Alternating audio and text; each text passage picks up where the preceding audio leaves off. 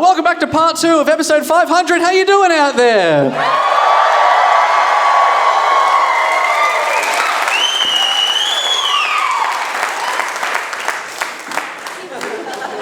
Dave.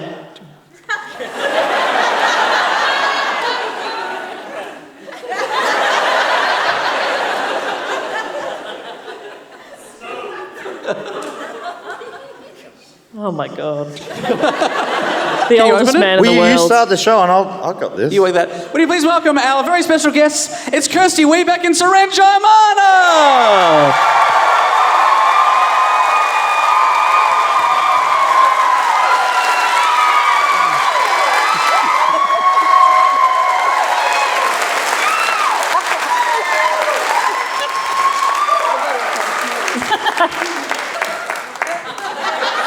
Okay, Lube beer will come to you. 13, 30, 32. I did that. Okay. It's been 10 years, mate. You should know that by now. I think, the problem with I don't mean any offence to anyone on the panel now, but having Already a kid offended. with a lisp, doing your jingle with a number with 13 and 30, very confusing. 13, 13, 32. 13, 30, 30. No, mate, we can say that. I think the problem for some people with lisps, not naming names, is they can only say th. It's not 13, 30, 32, you know what I mean? Jess, thank you for giving us a voice. You're welcome. You're welcome. I know we are pressed for time, but just between you and me, Kirsty, just a little fun anecdote for you here. When I was doing a radio course and I was doing some work experience out in a radio station in Traralgon. That's hot. We were talking one time, one of the radio presenters was doing some training with me and she was talking about a colleague of hers who had a stutter, but when they're talking on radio, no stutter. And they're like, it's just you kind of performing. She sort of goes, kind of like your lisp. To you? Yeah, and I was like, yeah. Exactly like my yes. lisp. A lisp, I don't think I have. You just got diagnosed. I was like, okay. This is crazy. Are we going to spend 5 minutes talking about my eczema now? Yeah.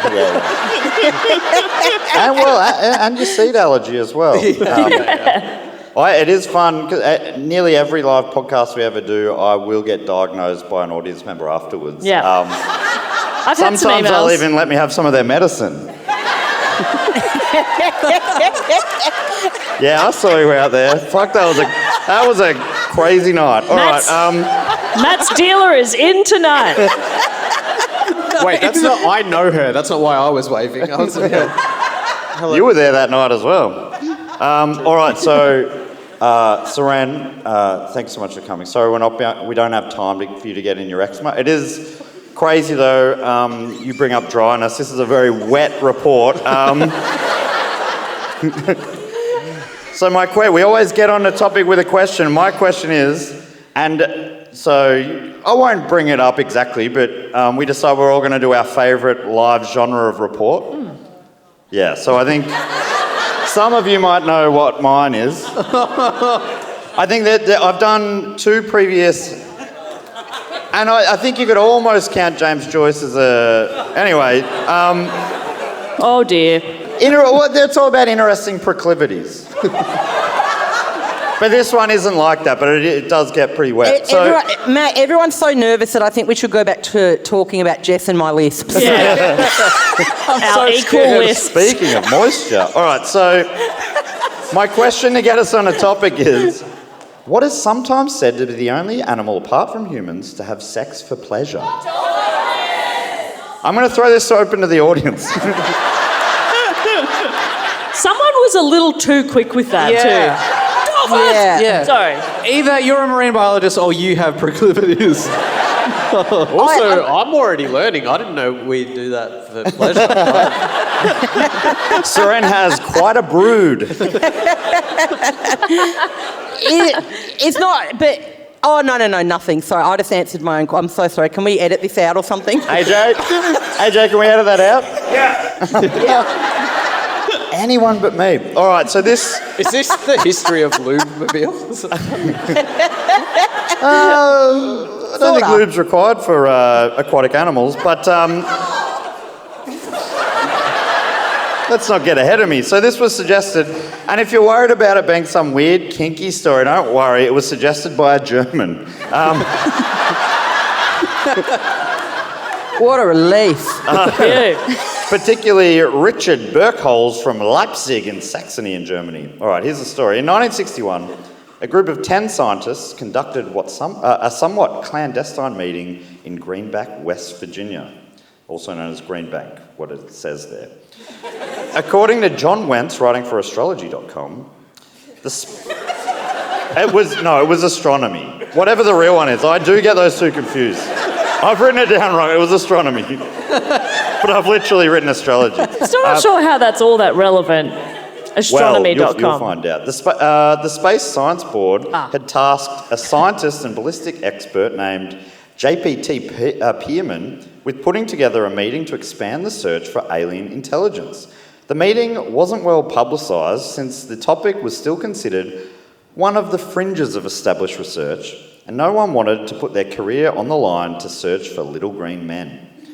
In attendance was a real crack squad of scientists. So you had Pearman, you also had astronomer Frank Drake, who came up with the Drake equation, which was very important apparently, physicist Philip Morrison, who worked on the Manhattan Project, radio expert Dana Atchley, preeminent biochemist Melvin Calvin. The main reason I'm even reading the names is because one of them was called Melvin Calvin. Right. I feel like you're also just trying to show off to Dave. Here are 58 names I will pronounce completely correctly. You also had optical astronomer Su-Shu Huang, who coined the term habitable zones, computing pioneer Barney Oliver, Russian radio astronomer Otto Struve, astronomer, planetary scientist and science communicator Carl Sagan, who apparently is like a famous American guy. Hey, Matt, sorry to interrupt, but how many more are there? Well, we got one last one, and he's the main one we're talking about tonight. I can't even remember what horny animal we're talking about. Don't worry. You'll never be able to forget. You'll want Take to. a guess? Yeah. Okay, I'm going to guess a horse, because that thing is pretty much just a torso that's a hand Yeah. and then 4 fingers. Yeah. That's what Cass told me backstage. What does a jockey do? A hand job. In a way. I mean, it's not wrong. In a way. We will get back to hand jobs soon. During Can I interrupt for 2 seconds? Mum, if you want to just walk around the block for a bit. Jess, back Mum, in if I 20. can come with you, that'd be great. Yeah. Go I get a think you coffee, should Mum. rephrase that. Okay. Maybe I didn't want to rephrase it. So during this multi-day scientific retreat, word came through that one of the attendees, Melvin Calvin, had won that year's Nobel Prize for Chemistry. These are serious scientists, right? And they had a bit of a party. Champagne corks were popped. But tonight I'm going to be talking more about one of the other guests, the oddball man named John Lilly. He was a physician, philosopher, writer, inventor. And yeah, he really worked with dolphins. According to Dan Schreiber in his book The Theory of Everything Else, Lilly told the group of assembled scientists how he had recently trained a dolphin called Elvar to play fetch with a rubber ring in a unique way. Instead of using his nose to catch the toy, Elvar had been taught to use his erect penis. This is for science. We've all been there. Lockdown was a hard time. In more ways than one. Yes. Yeah. You had The to. harder, the easier to catch. Correct. We've all been to a hen's party. How did this science experiment is like method, step 1, arouse dolphin. Yeah. Apparently they can get there real quick, takes 3 seconds. So he'd throw the ring and this dolphin Elvar would just go boing. Whoa. straight away get down there and get back up again. Bit of Pavlov's boner.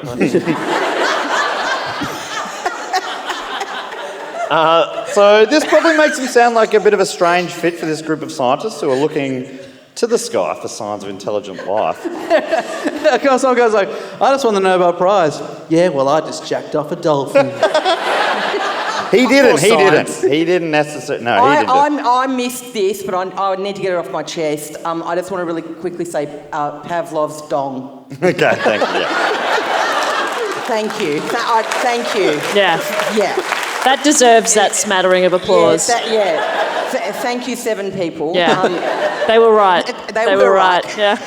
So his work seems to be very separate from theirs, but his idea is that there's intelligent life on Earth that evolves separately from humans, and it's dolphins. And if you can prove that they're intelligent, then you sort of maybe it suggests that there is intelligent life, out in space as well. I will be the first man to give that little green man a boner. Get me in there. Get me in there. You would be too, Dave. Fellow attendee Frank Drake would later write, much of that first day, Lilly regaled us with tales of his bottle-nosed dolphins, whose brains, he said, were larger than ours and just as densely packed with neurons. Some parts of the dolphin brain looked even more complex than their human counterparts. Clearly, more than one intelligent species had evolved on Earth. And he played them slowed down clips of their noises they made, and they're like, it almost sounds like they're talking. Yeah, it almost sounds like, why are you trying to throw a ring on my dick? If you slow it down enough. Yeah, But if you play it backwards. The other scientists loved it. They were enthralled. They were so into it. Have you got any video of this? According to Wentz, Lilly's research generated so much excitement that by the end of the conference, the Everyone was attendees catching rings on their dicks. the attendees ended up calling themselves the Order of the Dolphin, and the Nobel Prize winner Calvin even went on to send commemorative dolphin pins to all the attendees. They were like, it was the only meeting they ever had, but it was a beautiful meeting. What was the pin bit? The joke was kind of lost. Yeah. I feel like I'm underselling Lilly. This guy, John Lilly, he was a high achiever. According to Schreiber, Dr. John Lilly was a hugely influential neuroscientist and polymath. He was courted by multiple government agencies and was at the cutting edge of scientific advances in numerous areas. His first notable experiments involved working out how to help pilots with decompression, using himself as a test subject, before moving on to the National Institute of Health, where he helped map the brain by figuring out how each section interacts with the rest of our body. So he was doing proper science as well as throwing frisbees on a dolphin dicks. I'm a bit disappointed because I was hoping that his other experiments would be like he'd start spinning a basketball and then he'd try to land it on a dolphin's dick.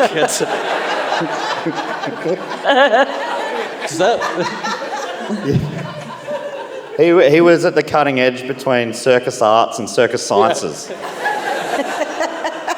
He also designed a sensory deprivation box which led to the invention of flotation tanks. This guy did a bunch of stuff, but he also did experiments that would probably make some of us uncomfortable, me being one of those. For instance, he worked with monkeys, figuring out how to insert electrodes into their brains where he could control their emotions with the push of a button. According to Schreiber, he discovered the bits of the brain that were in charge, this is going to surprise you guys, that were in charge of giving the monkeys erections and orgasm. This was just a regular guy with a quizzical mind. He's a really good scientist. He did a lot of good stuff, but he also played quoits on some dolphin dick. Where is Boner?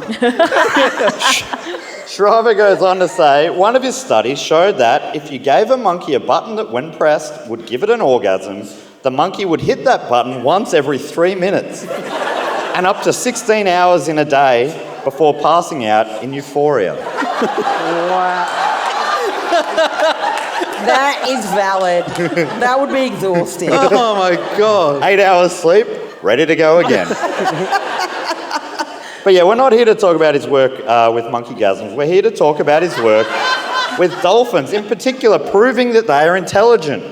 For The Guardian, Christopher Riley writes, Lily had been interested in connecting with cetaceans, which I think is like the broader term for dolphins, since coming face to face with a beach pilot whale on the coast near his home in Massachusetts. Oh no, what did he do? In 1949. Well, they wanted to pay coins, and He said, well, he was like, I can't believe how big its brain is. How intelligent must this creature be? Graham Burnett, professor of the history of science at Princeton, explains. I thought maybe Suren could read this part out. This is a scientist talking about this is a trap. it's a trap. No, this isn't a trap. I'm going to trap Kirsty later, though. At the blue, Okay. You were talking about a time in science when everybody's thinking about a correlation between brain size and what the brain can do. And in this period, researchers were like, whoa! Big brain, huh? Cool. How'd you like that read? I think you nailed that reading. you. That was exactly what I was hoping you were going to do. Suren is available for commercials, for acting roles. Yeah, I'm impressed this guy managed to get a Guardian review. I've never had one of those. So Lilly pretty much wanted dolphins to receive personhood. He wrote a manifesto, which we don't have time for all of it, but really the big thing was he wanted to prove that they were truly non-terrestrial intelligent life forms, and he wanted them to gain a status in human society in which they are recognised as the intelligence life forms that they are. And is with this in goal, He wants to marry it, doesn't Yeah. he? There's one dolphin in particular. Yeah, that's for sure. He's like, you will be my bride. I think he had an even more surprising goal. His eventual goal was to have the cetaceans represented as a nation within the framework of the UN. He wanted dolphins to have a seat at that table with a little microphone and them getting... With a little translation button. Oh, yes. Imagine we could have dolphins at the Olympics. Oh, man. I think we'd have to change our... Isn't our Olympic swimming team named the Dolphins? They'd have to change that. Yeah, that would be inappropriate. That'd be then. the only ramification.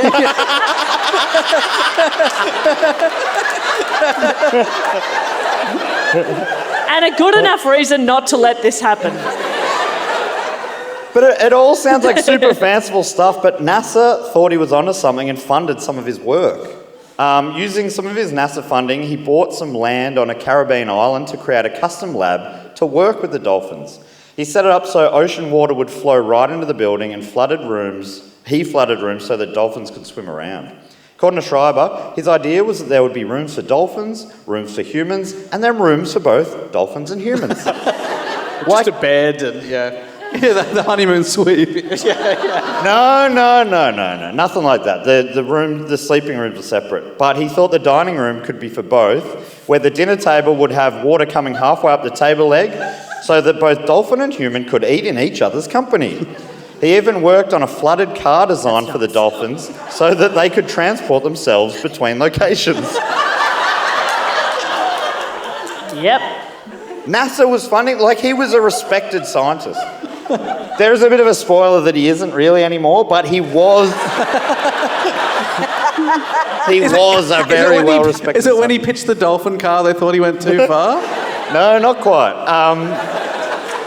This other person I'm going to introduce, between them is where it all started falling apart a little bit. A woman named Margaret Howe Lovett worked at a restaurant on the island, and soon she worked at the Dolphin Lab, and eventually even moved in and lived there. She worked closely with a dolphin named Peader. Back to Schreiber, Howe Lovett decided to bunk up in one of the dolphin-friendly areas of the house, setting up a bed in the middle of a flooded room and surrounded it with shower curtains to maintain a bit of privacy and dryness. Her job... Privacy from the dolphins. Yeah, you know, when she wanted to sleep, she could have a sleep separate from the dolphins. Mm-hmm. I don't know why, but your use of the word dryness, like, it's really, like, it really go out of all of this, that's what gave me the ick. Yeah. Okay, so we are going to talk about my ex-bum, is that? We don't have time because Matt gave us that list of 85 names that we won't be speaking about. That was a bit I probably could have cut. A list of everyone we'd rather hear about. A list of actual scientists. Yeah. Tell us more about Kelvin Melbourne. Well, he was keeping his eye on this for a while. He was like, they got disappointed soon, and I don't go into it, but they were keeping tabs, and eventually they were like, this isn't really what we had in mind. Oh, their group chat would have been going off. Yeah. Big time. So Schreiber continues. Her job, this is Hal Lovett, her job was to teach Peter English, how to pronounce words correctly and let him know what they meant. The other scientists were like, we should try and figure out what their language is, but these guys were like, let's teach them English. It'll make it easier for them in the Olympic Village. Yeah. It's a universal language. And when they're on planes, it's the language of the sky. So They can be pilots. Dolphin Hal pilot. Lovett was in no way scientifically trained. Her last job was at a restaurant. But strangely, the only qualification they required of her before she got the job was that she had to read the book Planet of the Apes before starting.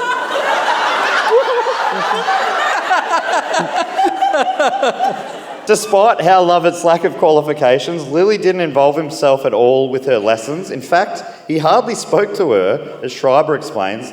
He only ever attempted to communicate with her about the job via telepathy from the floor above while floating in his isolation tank. Matt, what am I Quick thinking? memo. What am I thinking? Get this over with. Yeah. It works. All right, we're on the back end here, all right. Apparently Hal Lovett and Peter the dolphin made some progress. There are tapes of their lessons. If you really squint your ears, you can hear him talking.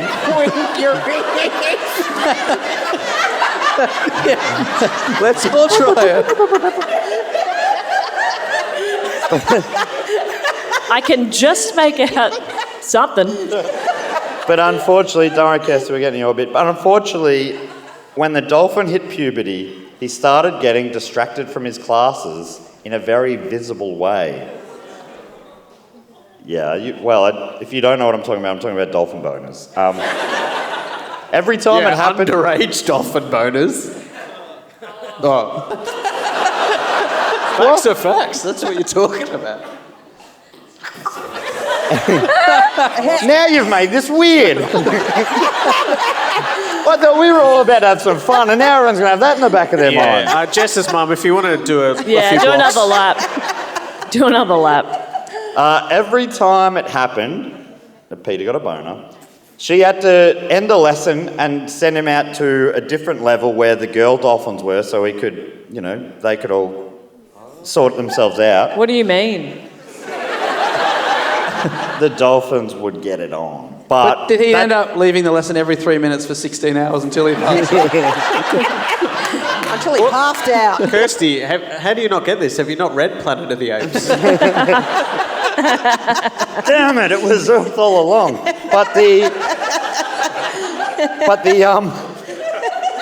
This took time, so they had to moving it to the other pool and stuff took ages. And the progress she was making with Peter was badly hampered because of this. But then Hal Lovett had a thought. Maybe she could turn this negative into a positive. And as she put it, strengthen the bond between dolphin and human.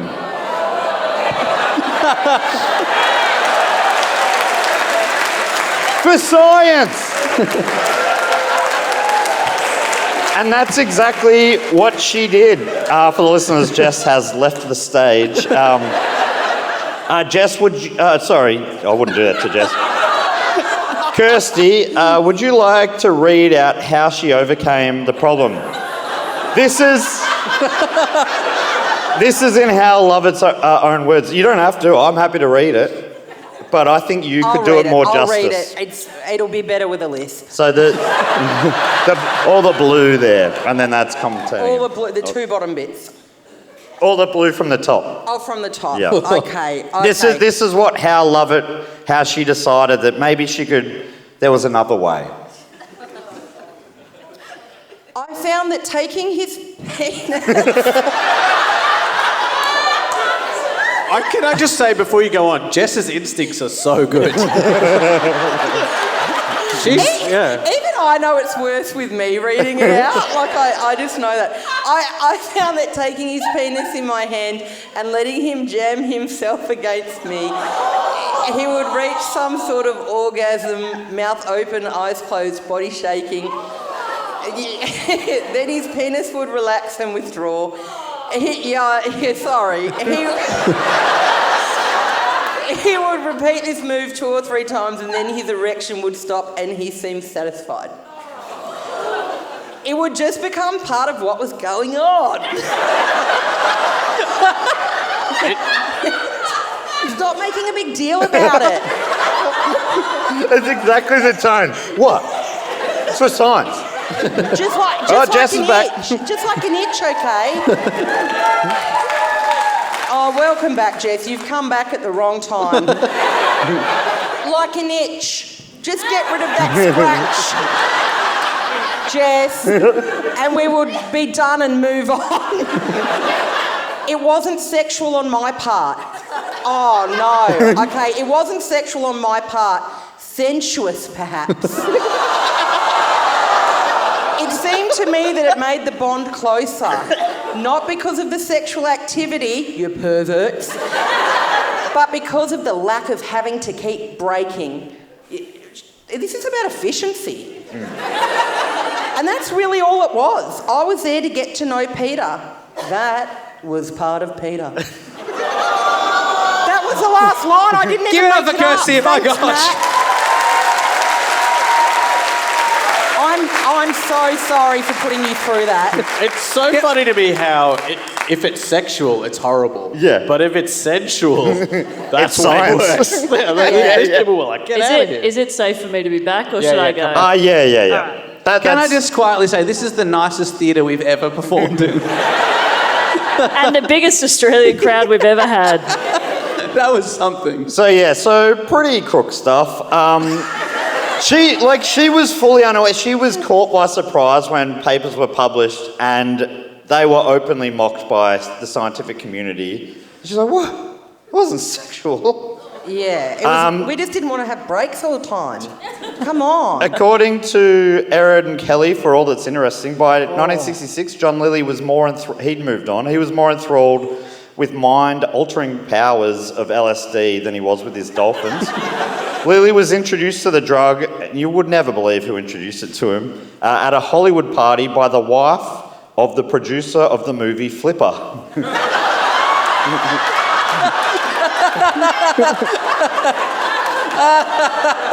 Wow. Lily's friend Rico Barry said, I saw John go from a scientist with a white coat to a full-blown hippie. Riley writes, for the actor Jeff Bridges, who's also a friend of Lilly, he was introduced by his father Lloyd, and he said that John Lilly was above all an explorer of the brain and the mind.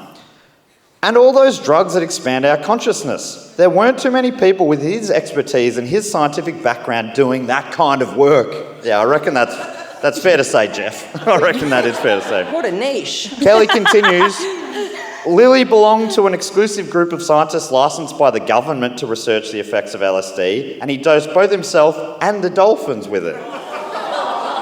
Lilly's looseness with the animal's safety and, well, everything else he's done ended up with the lab's funding drying out. Sorry to use that word again, Kirsty. It's just dry with you, Matt. This, actually, I forgot how it ends quite grim. It ends grim. Yeah. That was entirely within your control as you wrote it. Well, and even now. Yeah.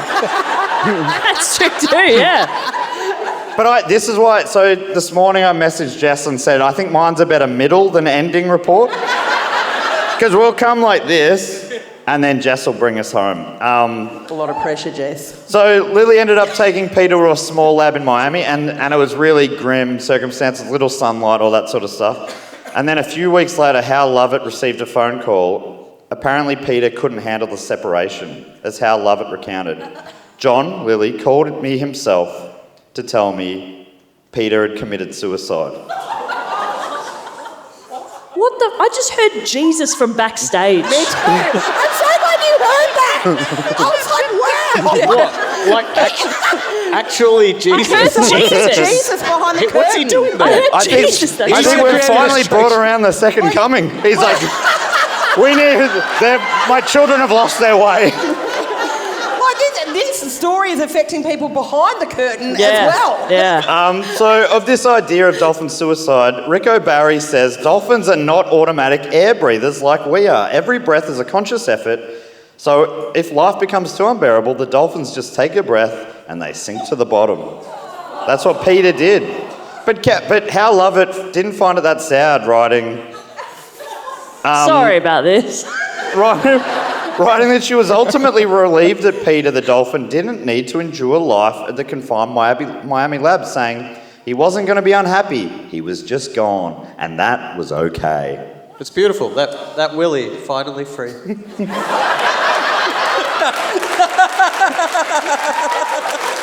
Matt, I just want to say that was a great joke, and I think that would be a great out, unless... that would be a great out, but I wanted to finish with a happy note. As for Hal Lovett, the one who jerked off the dolphin Peader, she ended up draining the dolphin lab, so it wasn't a lab anymore, and she ended up having a family there, a human family, marrying a man, a human man, and having 3 daughters, all of which human. It did come up in the news this week that Google has trained a new AI model to decode dolphin chatter, and the company's new model called Dolphin-human will be made open source this winter, or American summer. And apparently, they're working hard, and they reckon they're making... So in the end, it sounds like the whole talking to dolphins thing is back in fashion, and Google's on it, and it might be happening soon. We might be able to have a chat to dolphins and ask, did Peader... Was that okay? I think they'll say no. Yeah. No. Yeah. Yeah. So They'll say, eek. Was that your happy ending? Yeah. Yeah. You thought that was better than Free Willy. That was very good. Yeah, the dolphin uprising is coming, and you're like, that's a nice note to finish I on. thought... Yeah. No, look, I have some regrets there. Can I just say, Kirsty, before you go, you were doing a show at the Comedy Festival this year. What was your show called?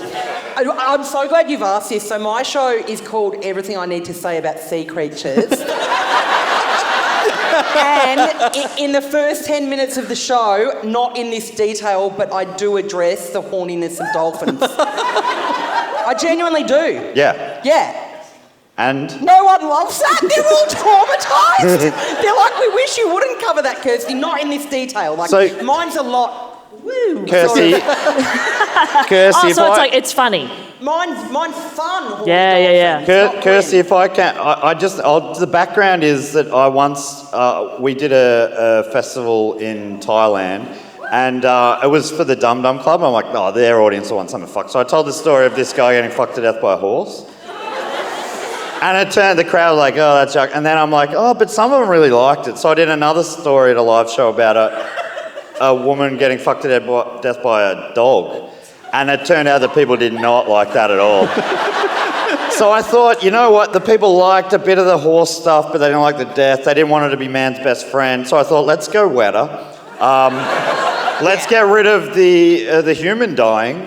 But now I think all death will have to be erased from the next one. I'm learning as I go. I'm like AI. We're tweaking as we I'm go. learning the wrong lessons, I think, but I'm learning lessons. Yeah. Matt Stewart, everybody. A beautiful work in progress. Beautiful. And our amazing guests, Kirsty Webeck and Suren Jayemanne. Thank you, mate. Thank you.